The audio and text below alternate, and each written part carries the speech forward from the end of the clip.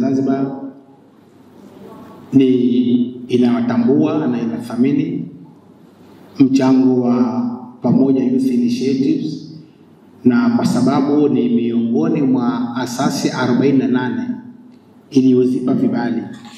Kuna asasi 48 ambazo zimepata baraka ya kuendelea kutoa elimu kwa madhumuni ya kuisaidia tume.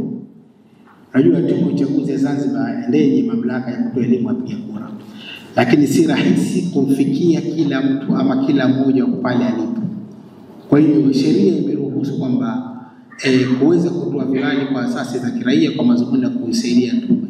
Hivyo Pamoja Youth Initiatives imepata baraka za tume na kupatiwa kibali cha kutoa elimu wapiga kura, na wameshaanza hizo program. Tumeshafanya shughuli mbalimbali kwa kushirikiana nao.